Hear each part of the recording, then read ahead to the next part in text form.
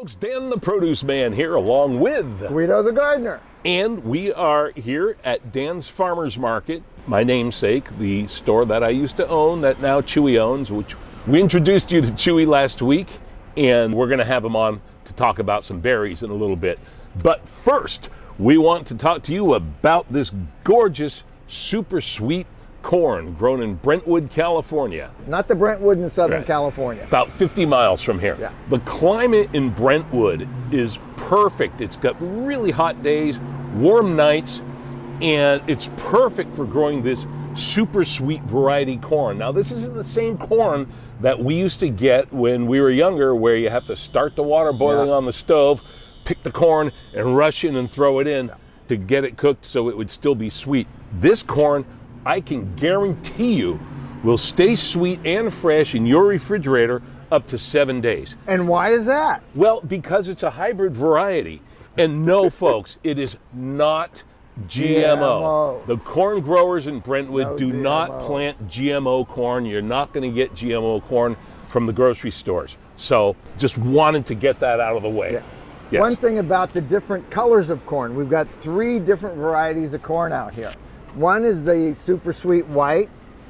Oops, I guess I should hold up the white one. Okay. All right, we got white, we got yellow, and there's also bicolor corn. So there's 3 different types here. Also called peaches and cream. Some folks say, oh, I don't like yellow corn because it reminds me of that old cow corn that Dan was talking about just a couple seconds ago.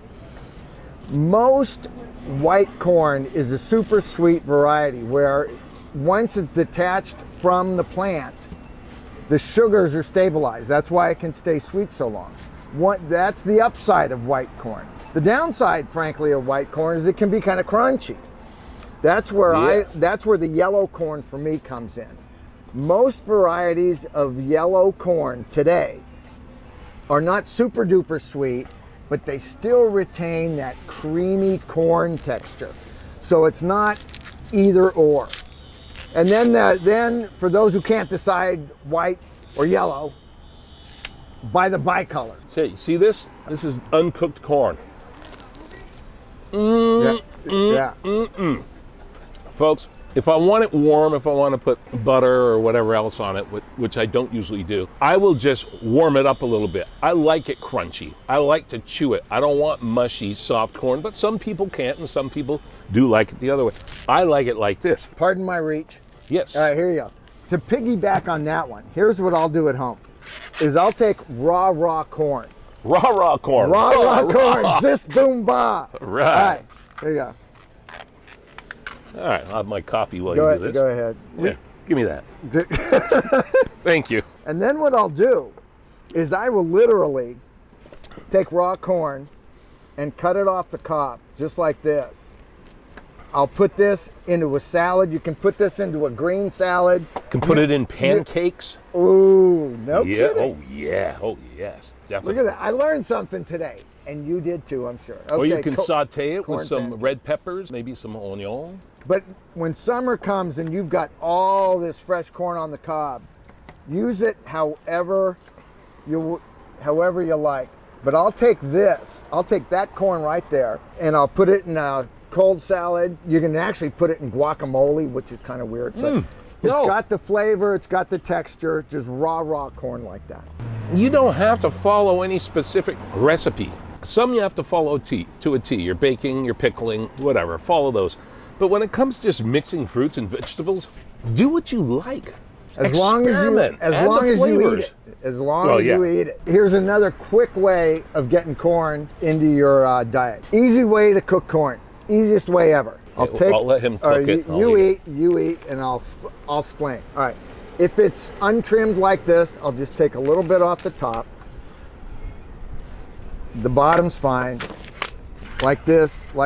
Take a little bit off. And then I'll put 3 or 4 of these into like a little Pyrex, a little water, and into the microwave. Yes, that's right. Folks, I'm not kidding. 8 minutes in the microwave. It's and then perfect, yeah. Then I let it kind of just sit in there to cool. And once it's cool enough, strip it, and it's all done. Do not attempt to strip it right out of the microwave. Oh, yeah.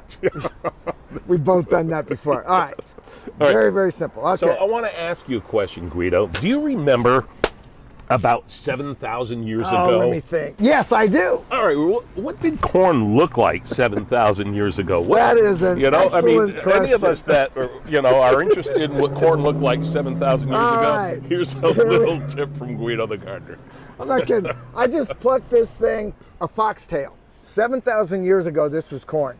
Because at the very, very, very base of this weed, there's little seeds. And over the years and years and years, corn, they developed corn out of this.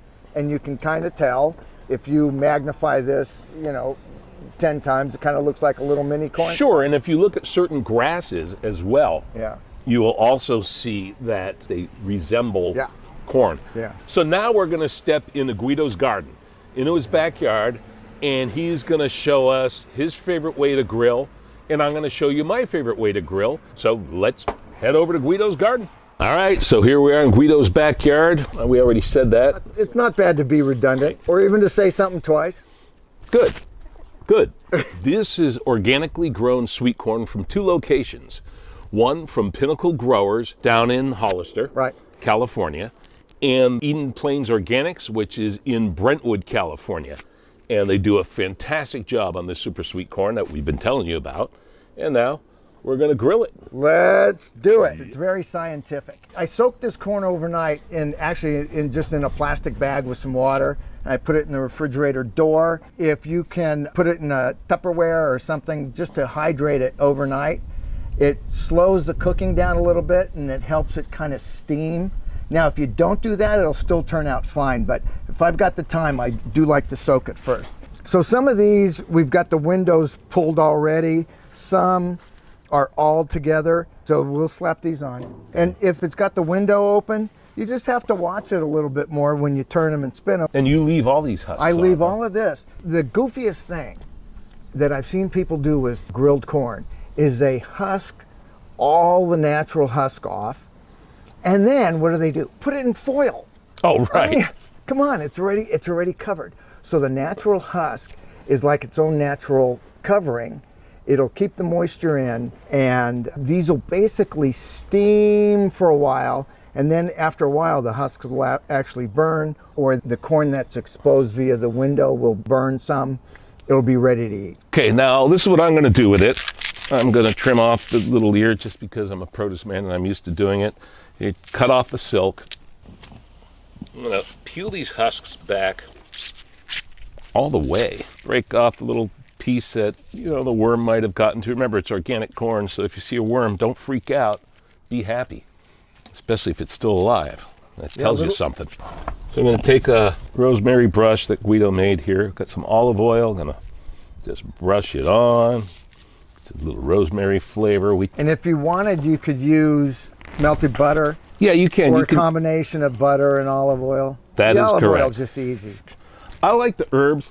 Now we have some garlic powder here. Garlic, crushed red peppers, and of course my favorite cayenne pepper, which gives it a nice little bite. Yeah, you don't have to be perfect with it. I mean, have fun.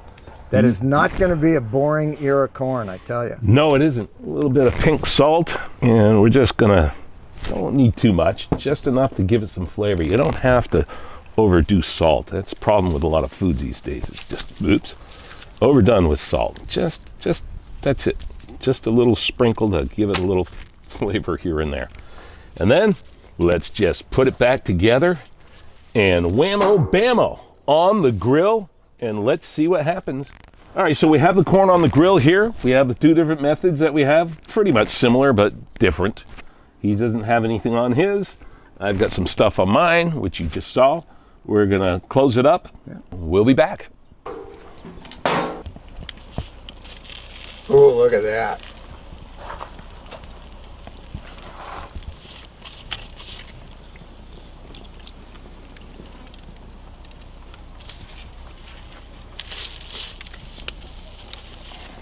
All right, here we go. Look at that, huh? Done. That corn is beautiful. A lot of olive oil, A lot of garlic, a lot of that. turning. Look at that. Oh, All right, here, baby. let's get these off. They're burned just a little. So the other one's the kernels charred a little bit, which I like, and then this one here, It was it's more insulated. steamed and insulated, but you're still going to get some flavor. This is for the people who don't like who like it mildly charred. Oh, the smells are just delicious. Can you smell that, folks? It's absolutely amazing. All that burned garlic. See, now this one here, if you wanted right now you could pass some olive oil over it or some butter or salt or whatever you wanted. Or, man, let me tell you, you just manja just like this. Yeah. And how long did it take us, Guido? It took us about 20, 25 minutes. after the fire was ready. Yeah, it doesn't take long because, you know, like we did last time, you can eat corn raw. This will eat really well. Yeah. Okay, so now you see our methods of grilling corn, and that was fun. Oh, I enjoy doing that. It's a little messy, but boy, what a flavor you get. Absolutely. Off of, grilled corn. There you go, grilling corn. Hey folks, until next time, I'm Dan the Produce Man saying it's always best when you get it fresh. And I'm Guido the Gardener, and I'll tell you what my Nonna Bessie always told me, manja!